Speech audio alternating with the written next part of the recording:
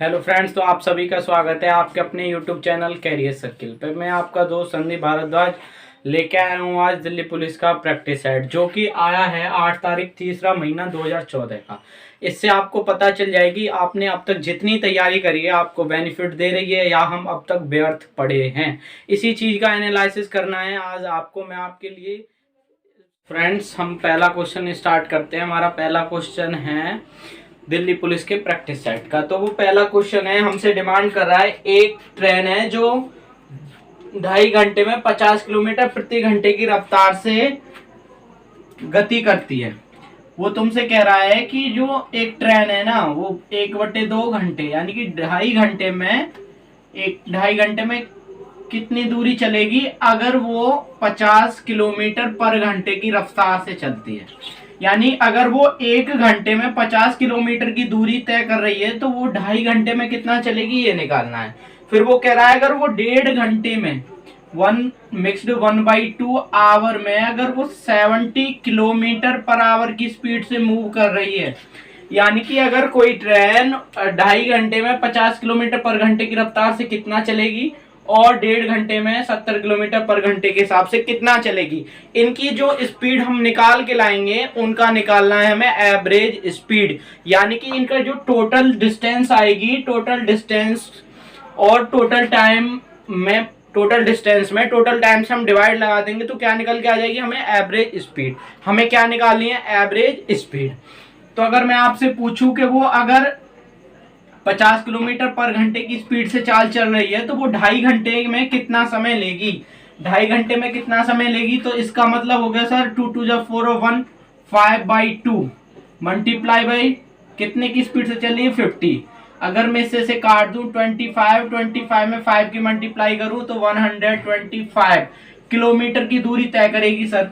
अब ये क्या हुआ, ये हुआ 3/2 और कितने की स्पीड से चल रही है सर 70 की स्पीड से। अगर मैं आपसे पूछूं कि कितनी दूरी तय करेगी तो आप जवाब दोगे सर मुझे कितना, ये हो गया सर 105 किलोमीटर। अगर मैं कहूं टोटल डिस्टेंस उसने कितनी चली, तो अगर मैं आपसे पूछने लगूं टोटल डिस्टेंस कितनी उसने कवर करी तो आप क्या जवाब दोगे कि जी यहाँ पे 105 किलोमीटर की दूरी तय कर रही है और यहाँ पे 125 किलोमीटर की दूरी तय कर रही है। यानी कि अगर मैं इन दोनों का सम निकाल दूं तो हमारी टोटल डिस्टेंस निकल के आ जाएगी। तो इन दोनों का जो सम होगा वो कितना होगा जी, बिल्कुल सही जवाब आपका 230 किलोमीटर। कितना होगा जी 230 किलोमीटर। अगर मैं आपसे पूछने लगूं कि इनके द्वारा 230 किलोमीटर को कवर करने में कितना टाइम लिया गया है, अगर मैं आपसे पूछूं टोटल टाइम क्या होगा, टोटल टाइम, तो आप क्या जवाब दोगे सर मुझे कि उसने 2.5 घंटे यहाँ लगा लिए भाई और 1.5 घंटे यहाँ लगा लिया, यानी कि 2.5 में हम 1.5 ऐड कर देते तो आ जाता है हमारा निकल के 4। यानी कि अगर मैं आपको 2.5 में 1.5 ऐड करके दिखाऊंगा तो आ जाएगा कितना 4 आवर। हमारा कितना निकल के आ जाएगा 4 आवर। हमें निकालना क्या है, हमें निकालना क्या है उसकी एवरेज स्पीड। अगर हमें उसकी एवरेज स्पीड निकालनी है तो एवरेज स्पीड कैसे निकालते हैं सर, उसका जितना भी टाइम निकल के आया है, यानी कि उसका जितना टाइम निकल के आया है उसने जितने किलोमीटर की दूरी तय करी है उसमें क्या लगाना है जी हमें, बिल्कुल डिवाइड। बिल्कुल सही सुना आपने, क्या लगाना है डिवाइड। तो 4 से आप इसमें डिवाइड करोगे तो कितनी बार चला जाएगा, 4 5 जा 20 बचा 2 यहाँ पे हो गया 30, सही है जी। और 4 7 जा 28 कितना बच गया जी 2, पॉइंट लगा के 0 कितना हो गया 20, 4 5 जा 20, यानी कि उसकी जो एवरेज स्पीड निकल के आएगी वो आएगी 57.5 kilometre per hour.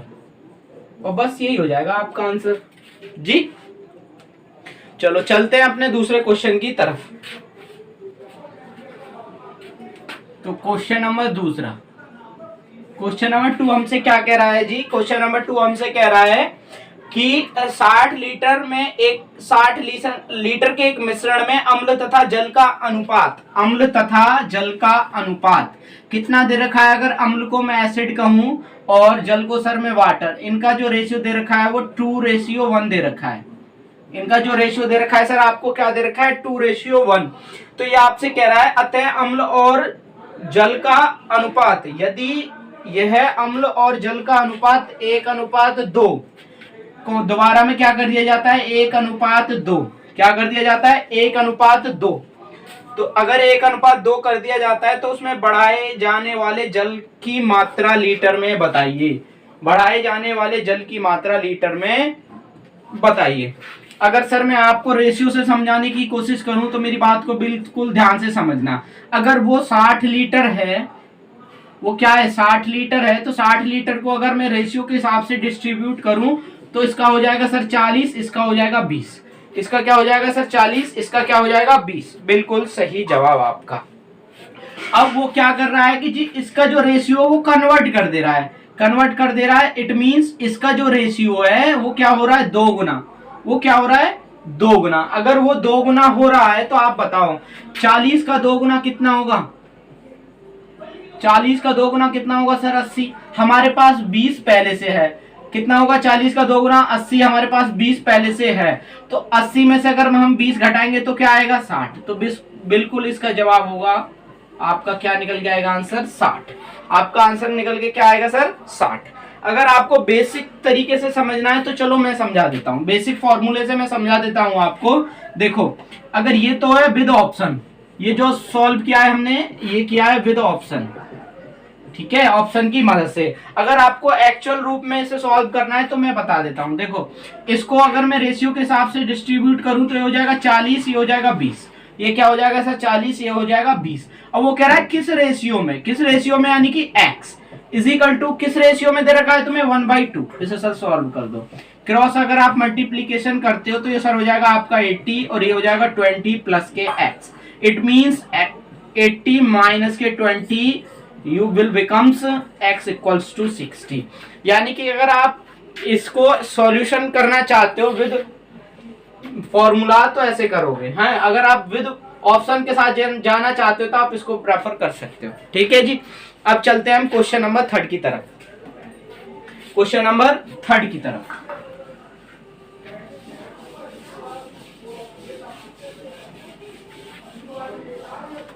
Question number 3 sir हमसे क्या कह रहा है? हमसे कह रहा है 5 सदस्यों वाले परिवार की औसत आयु 33 वर्ष है।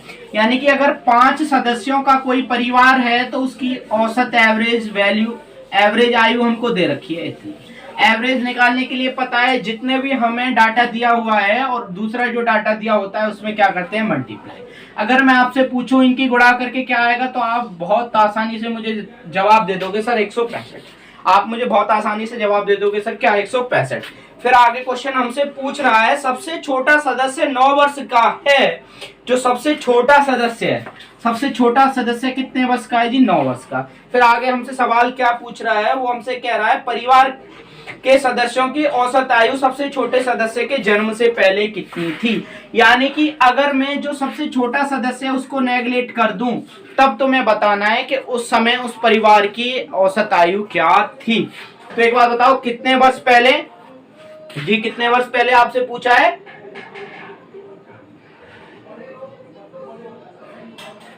9 वर्ष पहले। अगर आपसे 9 वर्ष पहले की पूछा है तो परिवार में कितने जन है 5।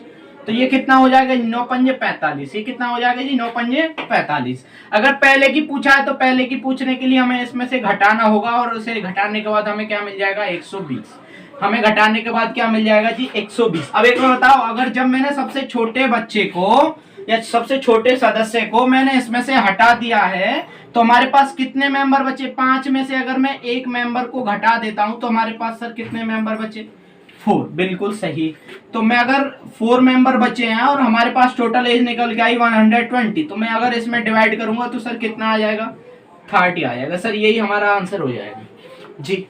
आप बहुत अच्छे हो। अब मेरे बिना कहने से पहले ही आपने इस वीडियो को शेयर कर दिया है, वीडियो को लाइक कर दिया है और चैनल को सब्सक्राइब कर दिया है। चलिए करते हैं क्वेश्चन नंबर नेक्स्ट। चलो करते हैं क्वेश्चन नंबर नेक्स्ट।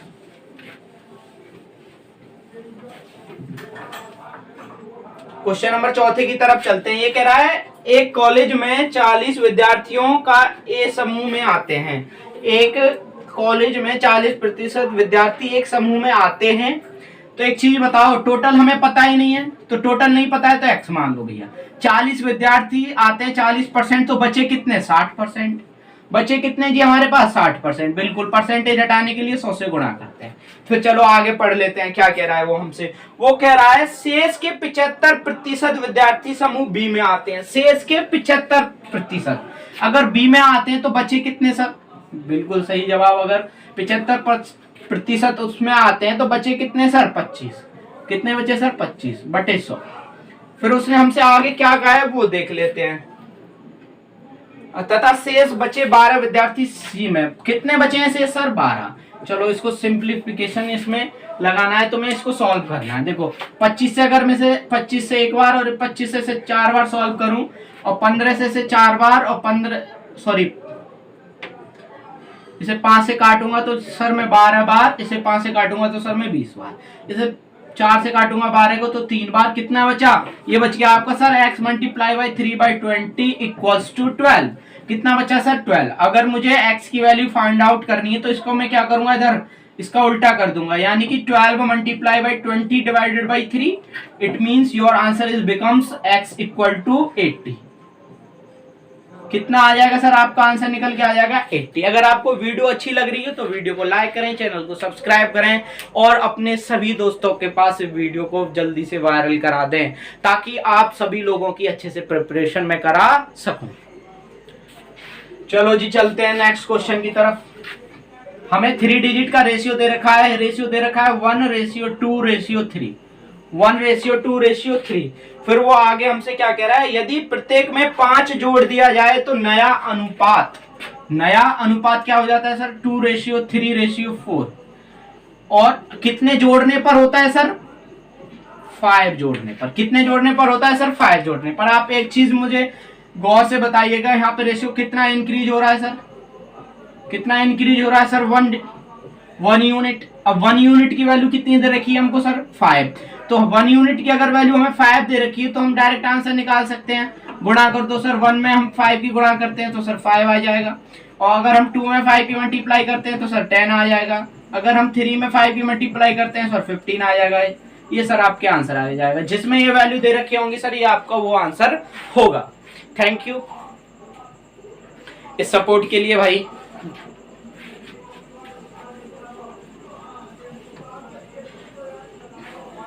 चलो जी नेक्स्ट क्वेश्चन की तरफ चलते हैं। अब आ गया है जी टाइम एंड वर्क का क्वेश्चन। अब जो क्वेश्चन है ये दिल्ली पुलिस के लिए मोस्ट इंपोर्टेंट क्वेश्चन है, क्योंकि टाइम एंड वर्क से एक क्वेश्चन तो 100 में से मैं कहूं 120% आना है, ये बिल्कुल कंफर्म है सर। आप इस क्वेश्चन को बहुत ही ध्यान से समझिएगा। किसी कार्य को ए 18 दिनों में, किसी कार्य को जो ए कर रहा है सर कितने दिनों में कर रहा है जी? 18 दिनों में जी। आगे देखते हैं क्या कह रहा है वो हमसे। फिर वो कह रहा है उसी कार्य को बी 15 दिनों में। वो कह रहा है सर उसी कार्य को जो बी है ना वो 15 दिनों में कर देता है। कर देने दो भैया, आगे क्वेश्चन तब पढ़ेंगे। सबसे पहले इनका मैं एलसीएम ले लेते हैं भैया। इनका एलसीएम लेंगे, एलसीएम आ जाएगा भैया 90 जी। आप बहुत अच्छे लोग हो है ना, क्योंकि वीडियो को अगर आप मन से देखोगे तो बहुत ही आपको यूजफुल वीडियो होगी। अगर आप स्किप कर करके देखोगे तो शायद ही आपको कुछ समझ में आए। तो 18 से कितनी बार कट जाएगा भैया? 5 बार। और 15 से कितने बार कट जाएगा जी? 6 बार। फिर वो आपसे क्या कह रहा है आगे, यदि बी 10 दिन काम करने के बाद छोड़ देता है। अगर बी 10 दिन कार्य करता है और कार्य को छोड़ देता है, बी की 1 डे एफिशिएंसी सर 6। अगर मैं आपसे कहूं कि 10 डेज, जो 10 डेज अगर बी कार्य कर रहा है तो एक दिन में अगर बी 6 कार्य करता है तो 10 दिनों में कितना करेगा सर? 60 जो कार्य है वो डन हो चुका है by B, done by B. B के द्वारा जो कार्य है ये 60 वो क्या हो चुका है? डन। अब हमारा टोटल वर्क है सर 90 में से हमने कितना कर रखा है? 60। तो रिमेनिंग वर्क कितना बचा जी हमारे पास? 30। अब 30 कार्य किसको करना है भाई? जब बी चला गया तो करना किसको है? एक ही मजबूरी बन गई भाई। तो 30 कार्य जो है आपको ए को करना है। एक दिन में कितना कार्य कर रहा है सर? 5। तो इस टोटल कार्य को करने में कितना समय लेगा सर? आप ही बताइए जरा। बिल्कुल सही जवाब 6। तो सर ये आपका आंसर हो जाएगा जी। देख लो बहुत ही पेपर आसान आ रहा है। ये मैं क्वेश्चन अपनी तरफ से नहीं कराने लग रहा हूँ, ये क्वेश्चन आपके प्रीवियस ईयर में आए। ये पेपर है ना, ये आया 8 तारीख 3रा महीना 2014 को। भाई ये मैं अपनी ओर से नहीं करा रहा हूँ। अगर आपके पास बुक हो प्रीवियस ईयर की, उसी से मैं इनको सॉल्व कराने लग रहा हूँ। आप उससे मैच करोगे तो बिल्कुल एज इट इज यही मैच होगा जो क्वेश्चन मैं आपको कराने लग रहा हूँ। चलो तो चलते हैं हम अपने नेक्स्ट क्वेश्चन की तरफ। कितने रुपए में बेचकर सर? 170 रुपए में। मैं अगर आपको एक चीज बता दूं, जब तक मैं किसी सामान को बेचता नहीं हूं जब तक ना मुझे उस पे लाभ होता है और ना ही हानि। यानी कि अगर मेरे पास ये मार्कर है तब तक मैं इसे सेल नहीं करूंगा तो ना ही मुझे गेन होगा ना ही लॉस। इसलिए अगर मुझे गेन और लॉस लेना है तो मुझे क्या करना होगा? फर्स्ट ऑफ ऑल इस मार्कर को सेल करना होगा। अगर मैं इस मार्कर को जितने का खरीद के लाया हूं उससे ज्यादा का सेल कर दूंगा तो मेरे पास प्रॉफिट आ जाएगा। अगर जितने का मैं खरीद के लाया हूं उससे कम का बेच दूंगा तो मेरे पास क्या आ जाएगा सर? लॉस। उसी के आधार पे से करना है। वो कह रहा है अगर उसे 15% का क्या हुआ है? लॉस। तो सर कितने की वैल्यू आ गई हमारे पास? 15% कम हो गई तो कितने की वैल्यू होगी सर? 85 की। अगर कोई चीज 15 की होती, 15% का लॉस जा रहा है तो कितने की उसकी उस टाइम एमआरपी या कॉस्ट प्राइस उसे कितने का मिला? 85 का सर। अगर फिर वो आपसे आगे क्या पूछ रहा है, यदि वह 20% का लाभ कमाना चाहता हो। लाभ कब कमाएगा कोई आदमी? जब उसे प्रॉफिट में बेचेगा। प्रॉफिट में बेचेगा यानी कि कोई भी चीज अपने आप में पहले 100 होती है। अगर प्रॉफिट 20% का कमाना है तो 100 पे 20 का मतलब 120। यानी कि अगर उसे 20 का प्रॉफिट लेना है तो 100 पे 20 यानी कि 120। अगर आप इसे सिंप्लीफाई कर दो तो आपका आंसर निकल के आ जाएगा। सर मैं अगर इसे 5 से काट दूं, 5 एकम 5, 5 सत्ते 35, 5 से काट दूं 5 दूनी 10 और 5 चौक 20, 17 से काट दूं सर इसे मैं 10 बार तो आपका आंसर निकल के आ जाएगा सर 240। 240 ये आपका आंसर हो जाएगा सर। ये आपका आंसर हो जाएगा। जी सर समझ में आ रहा है? अगर समझ में आ रहा है तो इस वीडियो को लाइक करिएगा, चैनल को सब्सक्राइब करिएगा और अपने दोस्तों के साथ इस वीडियो को शेयर कीजिएगा। अब मैं आपको जितने भी अब तक पेपर हुए हैं दिल्ली पुलिस के प्रीवियस ईयर के उन सभी का सॉल्यूशन मैं आपको प्रोवाइड कराऊंगा। चलो तो चलते हैं अपने नेक्स्ट क्वेश्चन की तरफ। नेक्स्ट सवाल है जो आपके पेपर में, इसमें से भी एक दो क्वेश्चन हर बार पूछा जाता है। चलो तो उसी को सॉल्व करते हैं। ये क्वेश्चन आपसे कह रहा है एक आयत की लंबाई 20 सेंटीमीटर और क्षेत्रफल 200 वर्ग सेंटीमीटर है। एक आयत की लंबाई, सबसे पहले भैया जी एक आयत बना लेते हैं। तो अगर आयत की बात करूं मैं आपको तो आयत में क्या होता है? आयत की जो आमने सामने की भुजा होती है वो बराबर होती है। अगर मैं आपसे कहूं तो इट मींस ये बराबर होगा इसके, ये बराबर होगा इसके। ये भैया उसकी लेंथ होगी, ये भैया जी उसकी ब्रेथ होगी। अब उसने हमसे क्या कहा है कि यदि एक आयत की लंबाई 20 सेंटीमीटर, अगर लंबाई 20 सेंटीमीटर है तो मैं यहाँ पे लिख देता हूँ जी, उसकी लेंथ क्या हो गई जी? 20 सेंटीमीटर।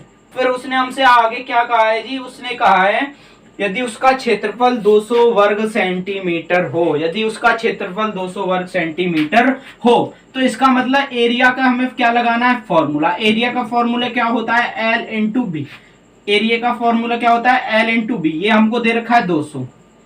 L की वैल्यू हमें पता है जी 20, B की वैल्यू निकाल सकते हैं हम, बिल्कुल निकाल सकते हैं। इससे 10 बार काट दें तो B इक्वल्स टू 10, यानी कि उसकी जो ब्रेथ निकल के आ जाएगी सर वो कितनी आ जाएगी जी? 10। अगर उसकी ब्रेथ निकल के 10 आ गई तो आगे देखते हैं वो क्या पूछ रहा है। यदि केवल लंबाई बढ़ाकर उसका क्षेत्रफल 6/5 गुना कर दिया जाए, यदि उसकी लंबाई बढ़ाकर उसका क्षेत्रफल कितना कर दिया जाए?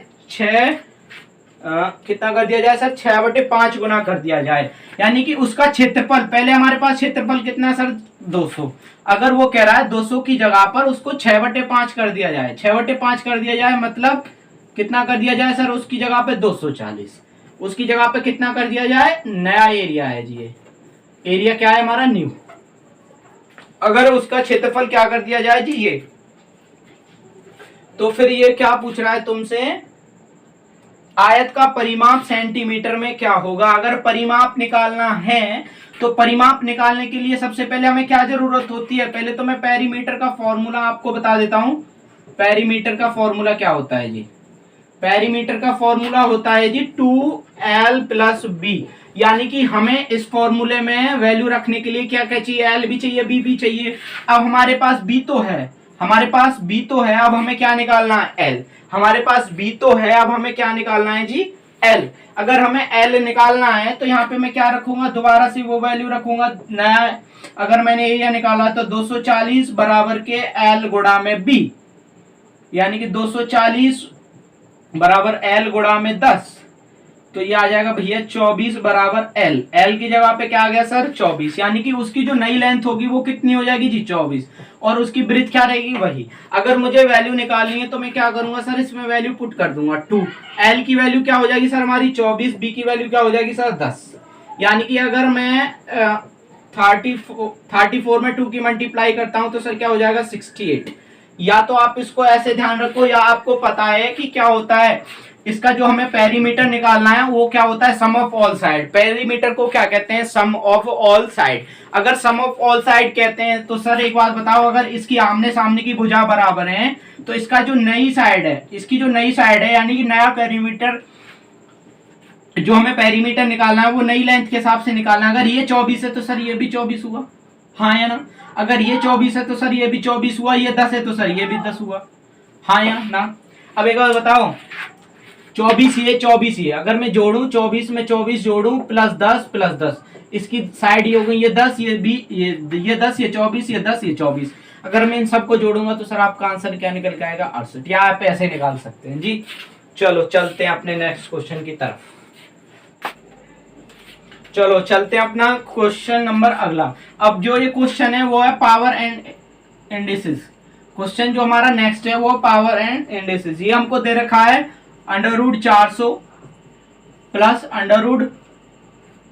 √0.04 प्लस माइनस है -0.04 जी। आपको इसकी वैल्यू बतानी है। सर आप एक बार बताओ, √400 का स्क्वायर क्या होगा जी 20, स्क्वायर रूट, इसका स्क्वायर रूट क्या होगा सर 0.2, इसका स्क्वायर रूट क्या होगा सर 0.002। अब तुम पूछोगे सर ऐसा क्यों हो रहा है। सर एक बात बताओ, अगर हमारी पॉइंट एक डिजिट की बात है तो उसका स्क्वायर का मतलब क्या होता है, उसी नंबर में उसी नंबर की गुणा। जैसे 0.2 है, इसका मैं ये निकाल के बताता हूँ। तो 0.2 में 0.2 की गुणा करनी है तो सर 2 में 2 की मल्टीप्लाई करी तो 4। यहाँ पे भी एक डिजिट के बाद पॉइंट, यहाँ पे भी एक डिजिट के बाद, तो हमें पॉइंट कितने डिजिट के बाद लगाना है 2 के, तो एक तो हमारे पास है, एक और लगाते हैं। यानी कि जब हमें इसका स्क्वायर रूट निकालना हो तो हम जोड़े के हिसाब से पॉइंट को काउंट करते हैं। यहाँ पे एक डिजिट का बना, यहाँ पे किसका हुआ सर 1 और 2 और 3, इसी वजह से हमने पॉइंट कहाँ पे लगाया है यहाँ पे। अब हमें क्या करना है, इसको सीधा सीधा सिंप्लीफाई करना है। तो सीधा सीधा अगर हमें सिंप्लीफाई करना है तो हम कैसे निकालेंगे, ये हो जाएगा सर 20.2। इसे अगर मुझे सब्ट्रैक्ट करना है तो 002, यहाँ पे अगर कुछ नहीं तो मैं 0 लगा दूं, कोई दिक्कत नहीं है। तो 10 में से 2 गया तो 8, यहाँ बचा जी 9, यहाँ बचा जी 1, पॉइंट लगा के 20। सर ये आपका आंसर होगा जी, बिल्कुल यही होगा सर आपका आंसर। चलते हैं जी नेक्स्ट क्वेश्चन की तरफ कि 60 किलोमीटर प्रति घंटे की गति से चलती हुई कोई ट्रेन एक प्लेटफॉर्म को 30 सेकंड में पार कर देती है। सर अगर ये आया है ट्रेन और प्लेटफॉर्म से, मैं एक फॉर्मूला लिख देता हूं जी। वो फॉर्मूला होता है चाल बराबर दूरी बटे समय।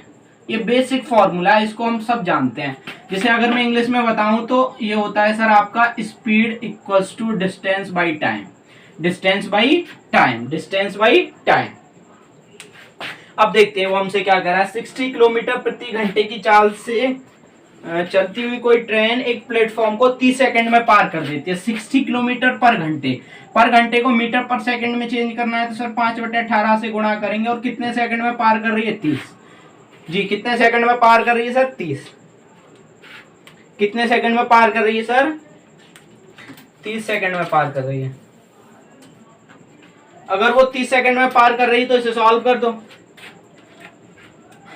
तो सर इसे कितने से काट देते हैं, 3 से काट देते हैं 6 बार, 3 से काट देते हैं इसे 10 बार, और 6 से काट देते हैं सर इसे 10 बार। ठीक है जी। 10 दिशा 100 में 5 की गुणा करते हैं तो ये आएगा आपका 10 गुना में 5 इज इक्वल टू आपका 500। यानी कि उसने टोटल दूरी कितनी चली, उसने टोटल डिस्टेंस कितनी कवर करी 500। उसने टोटल डिस्टेंस कितनी कवर करी 500। आप एक बात बताओ, अगर रेल किसी प्लेटफॉर्म को पार करती है तो वो क्या करती है, अपनी डिस्टेंस प्लस प्लेटफॉर्म की डिस्टेंस, यानी कि दोनों को पार करेगी तभी तो वो क्या करेगी, उस प्लेटफॉर्म को पार करेगी। यानी कि अगर वो टोटल डिस्टेंस उसने 500 मीटर चली है, उसकी अगर डिस्टेंस कितनी दे रखी है सर आपको 200 मीटर, तो हम बता नहीं सकते प्लेटफॉर्म की कितनी होगी सर, इसे घटा दो यानी कि प्लेटफॉर्म की दूरी होगी जी 300 मीटर। ये आंसर होगा सर आपका। अगर सर आपको वीडियो अच्छी लग रही है तो वीडियो को लाइक करिएगा, चैनल को सब्सक्राइब करिएगा और अपने सभी दोस्तों के साथ इस वीडियो को वायरल कर दीजिएगा। चलो तो चलते हैं जी नेक्स्ट क्वेश्चन की तरफ।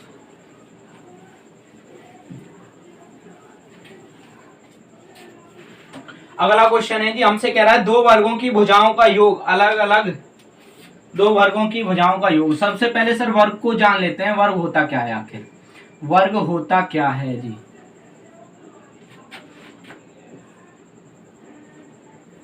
वर्ग की सर सभी भुजा बराबर होती है, तो ये इसके बराबर, ये इसके बराबर, ये इसके बराबर, ये इसके बराबर। अगर मैं इसे a मान लूं तो ये भी है, ये भी है, ये भी है जी। ऐसे ही है, इसकी भुजा इसके बराबर, इसकी भुजा इसके बराबर, यानी सभी बराबर। अगर मैं इसको भी a मान लूं तो ये भी है, ये भी है, ये भी है और ये भी है। ये फिगर फर्स्ट है सर और ये सर फिगर सेकंड है। क्या है सर, फिगर सेकंड है ना। अगर ये फिगर फर्स्ट है और ये फिगर सेकंड है तो आगे देखते हैं हमें क्या दे रखा है। इसने दे रखा है 68 और 60, इसमें दे रखा है 68 और 60। ये हमको क्या दे रखा है सर, दो भुजाओं का योग अलग अलग है। ये दे रखा है सर भुजाओं का योग। भुजाओं के योग की अगर मैं बात करूं तो भुजाओं का योग किस में होता है सर, पेरीमीटर में। भुजाओं का योग किस में होता है सर, पेरीमीटर में। पेरीमीटर को सर हिंदी में कहते हैं परिमाप। पेरीमीटर को हिंदी में कहते हैं सर परिमाप। अगर मुझे इसका पेरीमीटर निकालना है तो आप एक बार बताओ, ये ए, ये ए, ये ए, ये, तो यानी कि अगर मैं ए को 4 बार ऐड करूंगा तो क्या हो जाएगा सर, 4a। यानी ए की वैल्यू मैं नहीं निकाल सकता। 68 divided by 4, it means A becomes 17। A becomes 17। ऐसे इसमें दे रखा है सर आपको, अगर इन सबका पेरीमीटर आपको 60 दे रखा है तो क्या ए की वैल्यू नहीं निकाल सकता, मैं निकाल सकता हूँ 4a। ए बराबर कितना हो जाएगा सर, 15। ए बराबर कितना हो जाएगा सर, 15। अब देखते हैं हमसे आगे क्या पूछा है उसने। अब देखते हैं हमसे आगे क्या पूछा है उसने कहा है तीसरा वर्ग जिसका क्षेत्रफल दोनों वर्गों के क्षेत्रफल के अंतर के बराबर है। उसने कहा है कि जो तीसरा वर्ग है उसका जो है ना अंतर उसके क्षेत्रफल के वर्गों के अंतर के बराबर। तो देखो इसका वर्ग करना है, तो वर्ग करना है यानी कि एरिया निकालना है। एरिया क्या होता है सर, इसका एरिया होता है इसका side into side. Side into side, अगर a 17 है तो 17 में 17 की गुणा करनी है सर आपको। ऐसे इसमें क्या करना है आपको, a into a, it means 15 multiply by 15, your answer is becomes 225 and इसमें आ जाएगा 289। इसमें क्या आ जाएगा सर आपका 289। वो कह रहा है इनके वर्गों के अंतर, इनके वर्गों के अंतर। इसका वर्ग क्या है सर 289, इसका वर्ग क्या है सर 225। आपका कितना निकल के आ जाएगा जी 64। आपका कितना निकल के आ जाएगा 64। अगर ये हमारा एरिया आया है, अगर ये हमारा एरिया आया है, अगर मैं आपसे पूछूं साइड क्या होगी तो आपने बिल्कुल सही सोचा सर, क्या होगी सर 8। आपने बिल्कुल सही सोचा सर, इसकी साइड क्या होगी 8, इसकी साइड क्या होगी सर 8। अगर 8 होगी, अब मुझे इसका क्या निकालना है, पेरीमीटर। अब मुझे इसका क्या निकालना है सर, पेरीमीटर। तो पेरीमीटर में बहुत आसानी से निकाल सकता हूं, क्या होगी 4 इंटू साइड।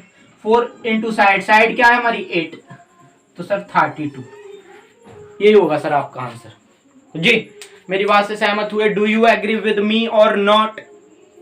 यस, बिल्कुल सही। चलो तो चलते हैं जी अपने अगले क्वेश्चन की तरफ।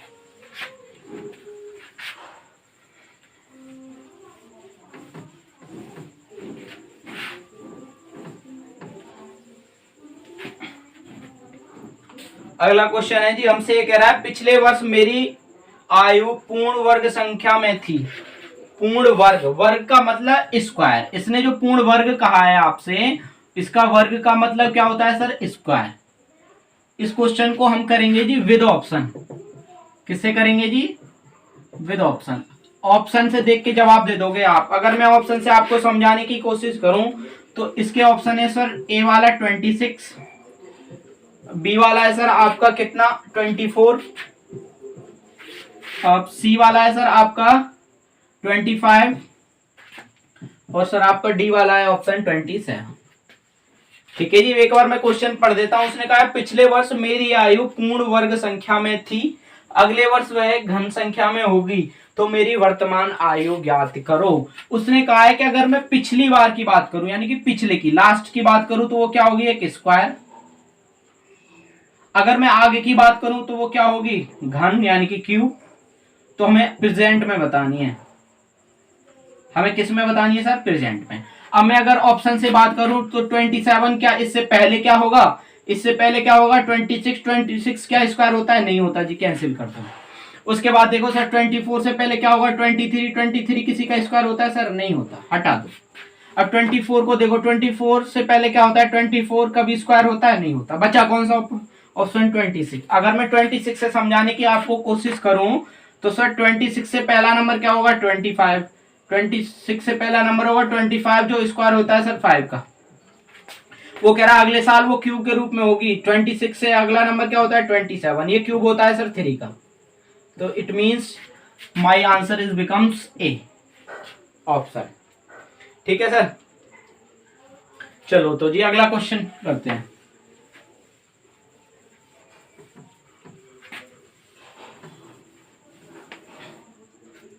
अगला क्वेश्चन है सर 70 पैसे और 2 रुपए का अनुपात क्या होगा। 70 पैसे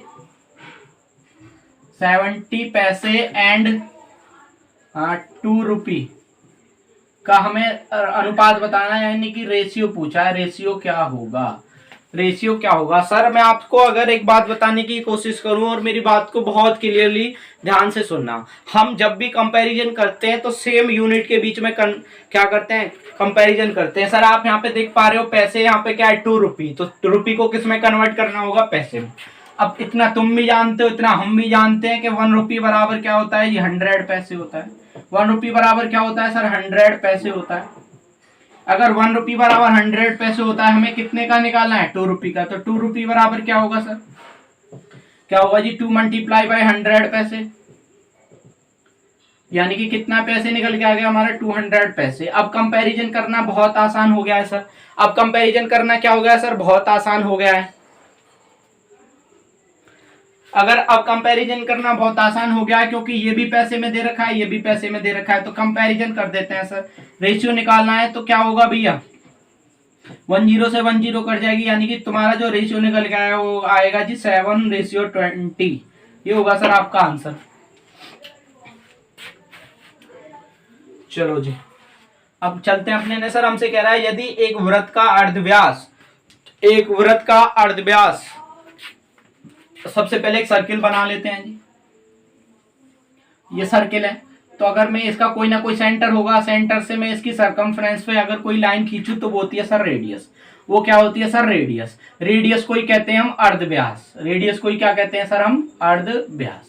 अब इसकी रेडियस कुछ ना कुछ मैं अपनी ओर से मान लेता हूं, वो क्या हो गई सर 10। अब इस क्वेश्चन को मैं अगर कराना चाहूं तो सर मैं कंपाउंड इंटरेस्ट से भी करा सकता हूं, लेकिन मैं उससे बिल्कुल आपको समझाऊंगा। उसके बाद मैं आपको दूसरा तरीका बताऊंगा जिससे आप बहुत ही इजीली तरीके से समझ पाएंगे। मैं एक बार क्वेश्चन को रीड कर लेता हूं सर। ये कह रहा है हमसे यदि एक अर्धव्यास 10% बढ़ाया जाए तो उसका कुल क्षेत्रफल कितने प्रतिशत बढ़ जाएगा। अगर एक बात बताओ, अगर मैंने इसकी रेडियस 10 मान ली है तो इसका 10% अगर मुझे बढ़ाना है, अगर मुझे इसका 10% बढ़ाना है तो कितना होगा सर 1। इसका जो फॉर्मूला होता है वो क्या होता है पाई आर स्क्वायर, यानी कि pi multiply by 10 by multiply 10 equals to इसका कितना निकल के आया है 100 पाई। अगर मैंने उस पर 10% बढ़ा दिया तो कितना बढ़ा सर 1। कितना बढ़ गया सर 1। इसका मतलब अगर जो न्यू आएगा वो क्या आएगा, यानी कि pi multiply by 11 multiply by 11 it means 121 पाई। अब कोई 100 से 121 पाई हो रही है तो कितना बढ़ा है जी 21 पाई। किस पे बढ़ा है जी 100 पाई पे। तो 100 पे कितना, ये प्रतिशत में निकालते हैं। पाई से पाई काट दो, 100 से 100 काट दो, यानी कि 21। ये आपका आंसर निकल के आ जाएगा।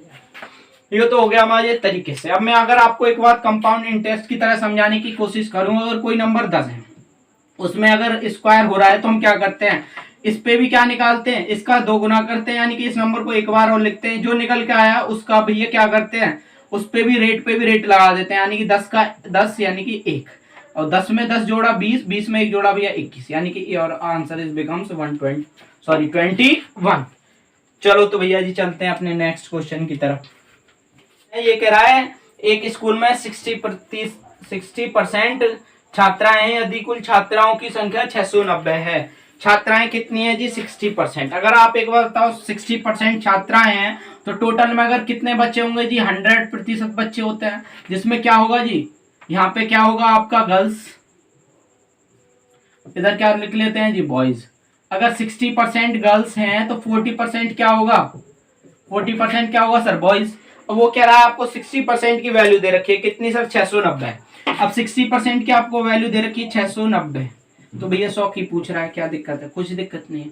पॉइंट से सॉरी 0 से 0 हटा दो और 3 से 2 बार काट दो भैया, और 3 से काट दो भैया, 3 दूनी 6, 3 तिया 9, इसे 2 से काट दो भैया 50 बार। 50 की गुणा इसमें करोगे तो 0, 5 या 15, 1, 5 दूनी 10 और 11, यानी कि कितने टोटल स्टूडेंट्स थे उसमें भी 1150।